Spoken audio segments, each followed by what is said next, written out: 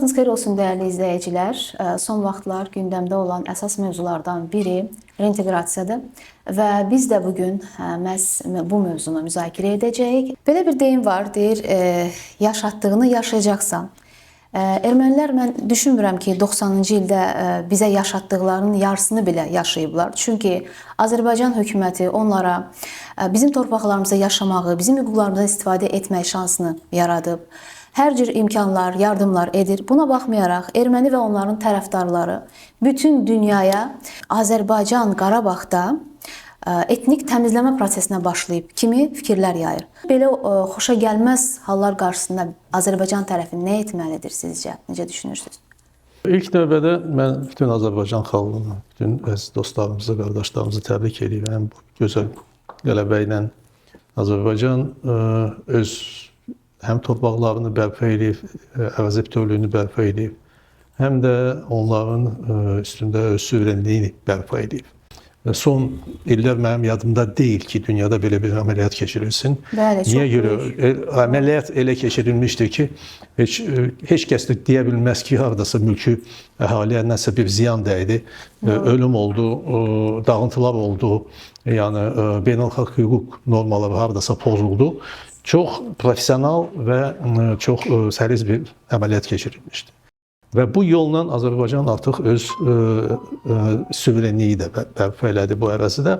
Və bugün biz gördük ki, Azərbaycan bu ərazisindən orada yaşayan etnik ermənilər axınla çıxmağa başladı. Bu sözsüz ki, onun səbəbləri var. Yəni ki, birincisi... Yəni heç kim onları qovmurdu. Sözsüz. Yəni bu təşkil olunmuş, xaricdən təşkil olunmuş bir aksiya idi. Bunlar fikirləşirdilər ki... Planlar edənlər fikirləşirdilər ki, bu yolla biz Azərbaycan boyuna yenə də bir... deyə bilərəm, günahlar, mənfi fikir yaradacağıq, deməli Azərbaycana təzyiq göstərəcəyik, bu yolla ki, Azərbaycan etnik təmizləmə aparır və s. Sadəcə olaraq bu planlar da indi görünür ki, puş çıxıb, çünki dünya ictimaiyyəti onu görür, kifayət qədər sübutlar var.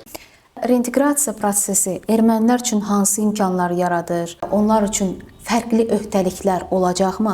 Və biz Milli Məclisdə erməni nümayəndələrini görə bilərikmi gələcəkdə? Cənab Prezidentimiz, hökumətimiz təklif edib ki, burada yaşamaq istəyənlər, kimin hüququ var, qayıtsın.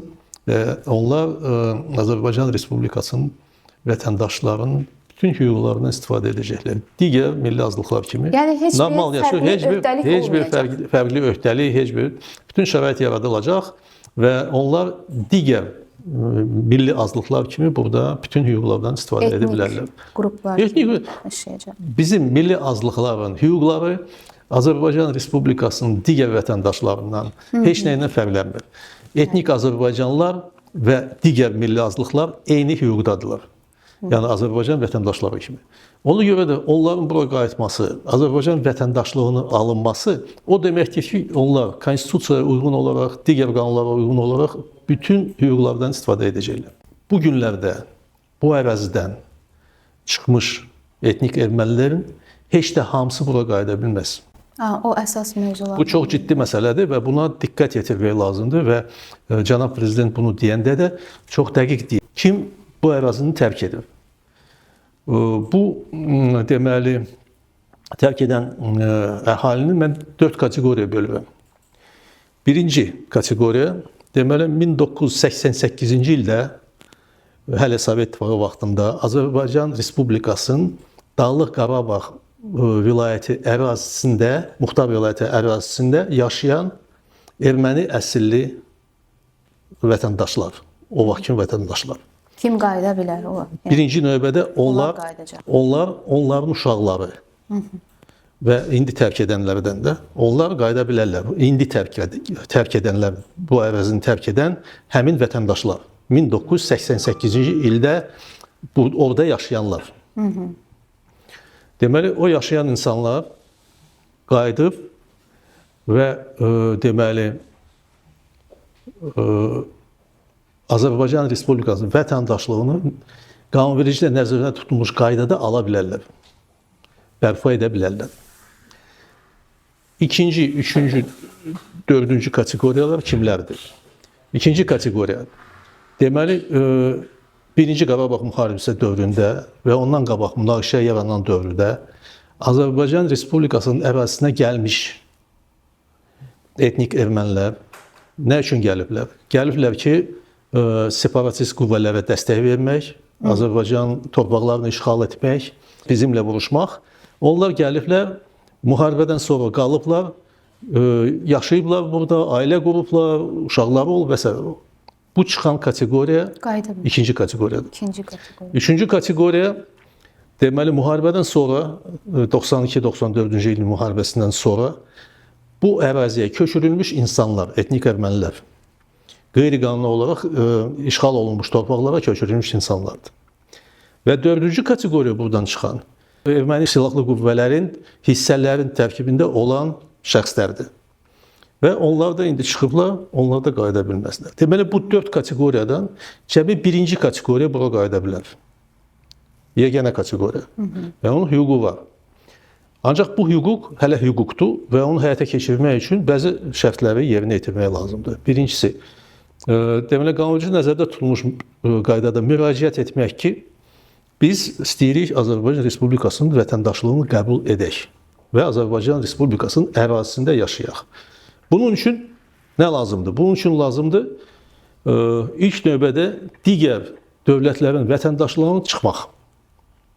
Yəni Ermənistan Respublikası vətəndaşlığından, Rusiyanın vətəndaşlığından bunlar imtina etməlidirlər və çıxmaq haqqında sənədi təqdim etməlidirlər bizim dövlətə. Ki, mən çıxmışam və istəyirəm Azərbaycan Respublikasının vətəndaşlığını bərpa edəm. Söhbət birinci kateqoriyadan gedir. Yalnız onlar qayıda bilər. Bəli, yalnız onlar qayıda bilər. Antiterror tədbirlərindən sonra erməni separatçıları bu yaxınlarda da, yəni 2-3 gün ərzində Vardanyan və Harutyunyan tutulub. Azərbaycan hal-hazırda keçmiş prezidentləri də Sarkisyan və Keçəryanı da tələb edir. Qarabağ klanının dırnaqarası işıqlı nümayəndələrini tələb edir. Yəni onların da aqibəti öncəkilər kimi olacaqmı sizcə? Yəni bu Vardanyan kimi, digərləri kimi. Sözsüz olmalıdır. Olmalıdır. Niyə görə ki, bu deməli istintaq zamanı həmin şəxslər ifadə verəcəklər. Və bu ifadələr çox şeyə aydınlıq gətirəcək. Həmin ifadələr əsasında, digər sübutlar əsasında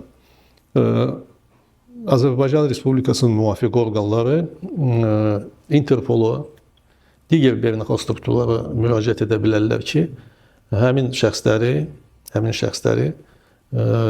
cinayət məsuliyyətinə cəlb etmək üçün Azərbaycana həbs edib təhvil versinlər. Sadəcə olaraq sırf şəxsənin Tomas Davala verdiyi müsahibəsi ilə kifayətdir ki, onu hərbi cinayətə görə məsuliyyətə cəlb eləyəsən. Xocalı ilə bağlı deyək müsahibə vermişdi və orada demişdi ki, biz reallıqda dil əhalini biz qırmışıq və bilə-bilə qırmışıq. İfadə bilə-bilə. Bəli. O müsahibədə o belə deyib. Və o da sözsüz ki, artıq öz günahını, öz cinayətini boyuna almaqdır. Sözsüz ki, yəni cinayət məsuliyyətinə cəlb etmək üçün öz ifadələrindən başqa cinayət içində kifayət qədər digər sübutlar da var, əsaslar da var. Ona görə burada hər şey aydındır və o cinayətkardır. Sözsüz ki, dünya ictimaiyyəti bunu nəzərə almalıdır. Fransa hər zaman ermənilərə dəstək olub, həm də ədalətsizliyin tərəfindədir. Eyni zamanda ermənilərə silah verir. Azərbaycan, anti-Azərbaycan bəyanatları yaymaqla məşğuldur hal-hazırda. Bütün bu ədalətsiz münasibətlər, mən deyərdim ki, Azərbaycan və Fransa arasında ticari münasibətlərə təsir edə bilərmi?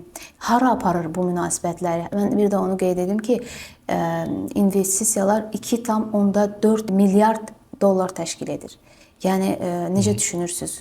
Bu münasibətlərin sonu hara gedir? Deməli, həm Fransaya, ölkə kimi, həm Fransa xalqına mənim çox böyük hörmətim var. Bu böyük millətdir, böyük xalqdır, böyük dövlətdir və gözəl tarixi var. Çox gözəl deyək, ərazisi var, şəhərləri var, mədəniyyəti var. Və bu hamısı o demək deyil ki, onun yaxşı siyasətçiləri var. Siyasətçiləri kifayət qədər zəifdir. və bu gün biz görürük nə dərəcədə Zəifliyin nəticəsindədir ki, bu cür böyük səhvlərə yol verirlər. sözsüz, yəni ağla sığılmaz dərəcədə bəyanatlar verilir. Nə diplomatik nöqteyi nəzərdən, nə siyasi nöqteyi nəzərdən həmin ifadələr nə dövlət başçısına yaraşmır. Eyni zamanda onların parlament orqanları qəbul etdiyi sənədlər, qəbul etdiyi qərarlar heç nəinki beynəlxalq hüquqa, Fransanın öz milli hüququna uyğun deyil, ona ziddir. Uğursuz, ona belə ziddir. deyək. Mən sizə deyim, hələ 1793-cü ildə, səhv eləmirəmsə 13 apreldə onların milli konventi bir dekret qəbul etmişdi və o sənəddə Fransa xalqı, inqilabçı xalq qərar qəbul etmişdi ki, biz heç bir dövlətin daxili işlərinə qarışmayacağıq. Bu qərar 1793-cü ilin qərarıdır. Fransa xalqı onu qəbul edir. İndi isə Fransa dövlətin siyasətçiləri, başçıları həmin qərarı pozurlar. Əksinə gedirlər. Bəli.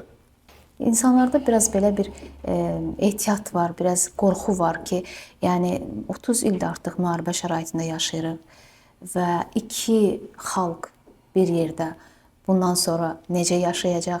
Ümumiyyətlə necə düşünürsüz? Erməni və Azərbaycan cəmiyyəti, yəni bir yerdə yaşamağa hazırdırmı? Yox, yaşamağa hazırdır və gələcəkdə yaşayacaq. Bu tamam başqa şeylərdir. Yəni burada fərq vaxtdadır. Birincisi bugünkü gündür, ikincisi də gələcəkdir. Sözsüz ki, Azərbaycan Respublikasının ərazisində, işğal olunmuş torpaqlarda, Ermənistanın özündə azərbaycanlılar yaşadığı ərazilərdə ermənilər tərəfdən o qədər qanunsuzluq, o qədər cinayətlər törədilib ki, o qədər insan, Azərbaycan xalqının nümayəndələri o qədər əzab çəkib, o qədər zərər görüb. Onlar tərəfdən, bəli. Onlar sözsüz ki, bu hamısı yaddaşdadır. Və demək ki, bir gün içində, 2 gün içində, bir ayın içində bu keçib gedəcək, hamısı yaddan çıxarılacaq. Xeyr, yaddan çıxarılmayacaq.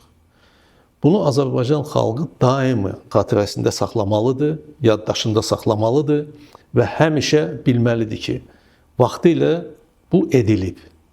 Sadəcə olaraq bugün söhbət başqa şeydən gedir. Söhbət ondan gedir ki, Azərbaycan xalqı müdrik xalqdır. Azərbaycan xalqı başa düşüb ki, Cənubi Qafqazda sülhü bərpa etmək üçün, sülh şəraitində yaşamaq üçün biz gərək elə vəziyyət yaradaq ki, digər xalqlar da həmin sülhə, həmin şəraitdə yaşamağa meyilli olsunlar və o yolla getsinlər. Və ona görə biz çox gözəl başa düşürük ki, erməni xalqı hələ ki buradan heç yerə köçməyəcək, getməyəcək, hələ ki buradadır. Hələ ki niyə görə deyirəm? Çünki hər şey özündən asılıdır. Sülh şəraitində yaşamalıdır. Azərbaycan bütün Ermənistan tərəfindən törətdiyi cinayətlərə baxmayaraq, deməli, onların indiki hüquqi nöqteyi nəzərdən onlarda olan əraziyə getmədi. O sərhədi pozmadı, saxladı. Yəni, beynəlxalq hüquq nöqteyi tərəfdən o bizim sərhədlərdə dayandı və ora getmədi. İmkan da var idi və Azərbaycanın tarixi torpaqlarını ələ keçirmək, qaytarmaq imkanı var idi. Sadəcə olaraq bu addım ona görə edilib ki, biz sülhü istəyirik. Biz istəyirik sülh olsun. Biz istəyirik ki, Ermənistandan sülh şəraitində yaşayaq.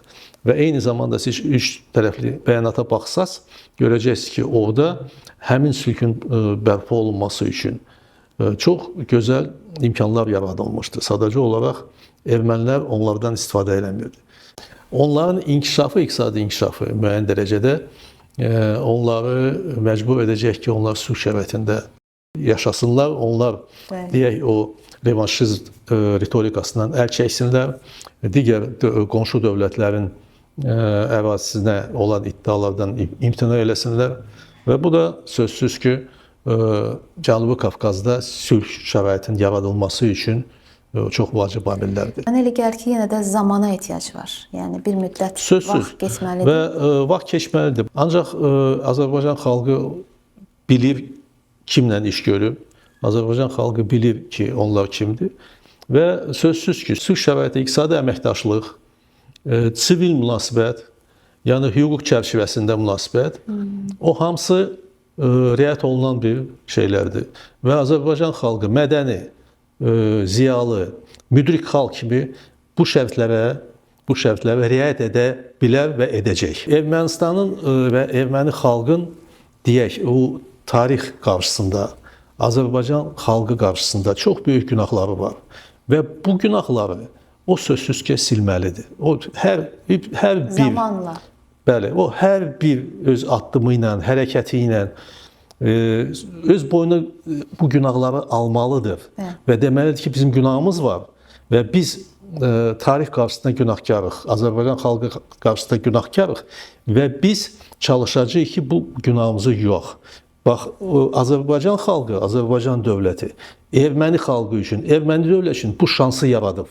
Digər halda, yəni müharibə yolu seçsə, revanşizm yolunu seçsə, artıq Azərbaycan öz tarixi torpaqlarında qaytara bilər. Onlar onu yadda saxlamalıdır. Onların başqa yolu yoxdur. Təşəkkür edirəm sizə Namiq müəllim. Çox xoş oldu sizinlə müzakirəmiz. Dəyərli izləyicilər, mən sizinlə sağollaşıram. Növbəti verilişimizə görüşmək ümidi ilə hələlik.